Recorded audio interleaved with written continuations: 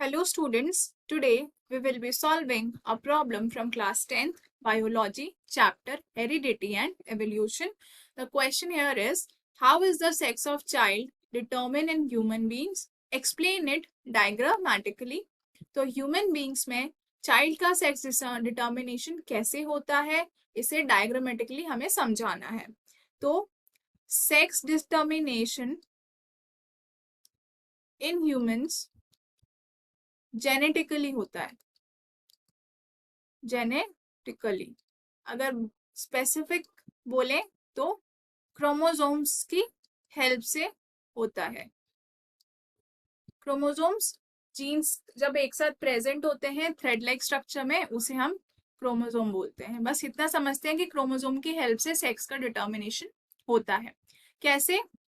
For example mail है तो mail में क्या होता है, एक्स और वाई क्रोमोसोम एक साथ प्रेजेंट होते हैं. ये क्या कहलाते हैं? ये होते हैं ह्यूमंस में सेक्स क्रोमोसोम कहलाते हैं, जिसकी वजह से सेक्स डिटर्मिनेशन हो पाता है. अगर ये दो क्रोमोसोम एक साथ इस फॉर्म में प्रेजेंट है, पेयर की फॉर्म में प्रेजेंट है, तो जो चाइल्ड बॉर्न होगा वो क्या कहलाएगा? मेल कहलाएगा. इन केस ऑफ फीमेल जो सेक्स क्रोमोसोम्स होते हैं वो एक्स क्रोमोसोम होते हैं और वो एक साथ दो एक्स क्रोमोसोम एक पेयर में प्रेजेंट होते हैं, तो जो चाइल्ड बॉर्न होता है वो फीमेल होती है. Sex of the child female होता है.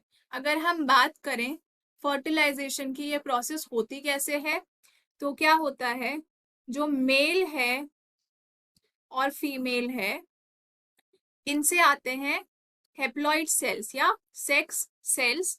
मेल से आता है स्पर्म और फीमेल से आता है एग.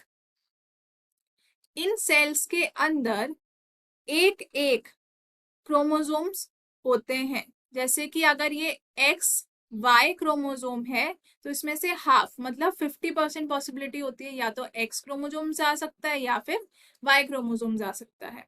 तो फॉर एग्जाम्पल अगर यहाँ पे हम दो स्पर्म बनाए तो हो सकता है इस स्पर्म में फर्स्ट वाले स्पर्म में एक्स क्रोमोसोम हो और सेकंड वाले स्पर्म में वाई क्रोमोसोम प्रेजेंट हो. तो this is a possibility.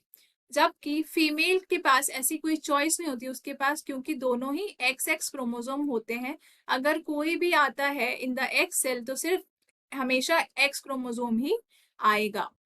Okay तो अगर हम डायग्राम के थ्रू समझें तो डायग्राम में क्या है, ये एक्स क्रोमोसोम जब इस एक्स क्रोमोसोम के साथ मिलता है तो ये एक्स क्रोमोसोम किसका है? मेल का है. ये एक्स क्रोमोसोम है फीमेल का. जब ये दोनों एक्स क्रोमोसोम एक साथ मिलते हैं तो एक पेयर बनता है एक्स एक्स क्रोमोसोम का. तो हमने क्या देखा था, जब एक्स एक्स क्रोमोसोम का पेयर बनता है तो वो चाइल्ड क्या होता है? वो चाइल्ड होता है फीमेल. तो यहाँ पे जो चाइल्ड बॉर्न होगा उसका सेक्स क्या होगा? फीमेल. सिमिलरली जब ये एक्स क्रोमोसोम फीमेल के दूसरे एक्स क्रोमोसोम से मिलता है तो वापस पेयर बना एक्स एक्स क्रोमोसोम का. अगेन जो चाइल्ड जो बॉर्न होगा वो क्या होगा? फीमेल होगा. लेकिन जब ये एक्स इस मेल का वाई क्रोमोसोम मिलता है इस फीमेल के एक्स क्रोमोसोम से, तो जो पेयरिंग होती है वो किसकी होती है? एक्स और वाई की होती है. तो जब हमने देखा है जब एक्स और वाई एक साथ प्रेजेंट होते हैं तो चाइल्ड कैसा बॉर्न होता है? मेल होता है. The sex of the child is male. Similarly जब ये वाई क्रोमोसोम ऑफ मेल मिलेगा एक्स क्रोमोसोम ऑफ फीमेल से तो क्या बनता है? एक्स वाई का एक पेयर बनता है, जो कि क्या डिनोट करता है कि जो चाइल्ड होगा वो कैसा बॉर्न होगा? वो उसका सेक्स होगा mail.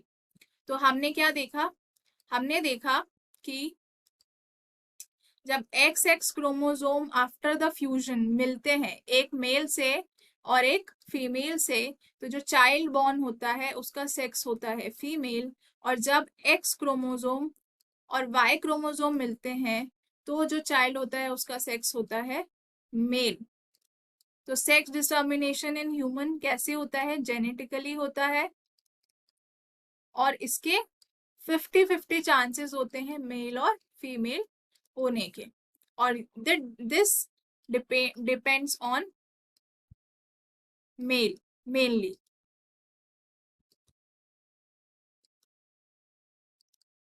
I hope this clears your doubt. Thank you for watching the video. Please subscribe to our YouTube channel.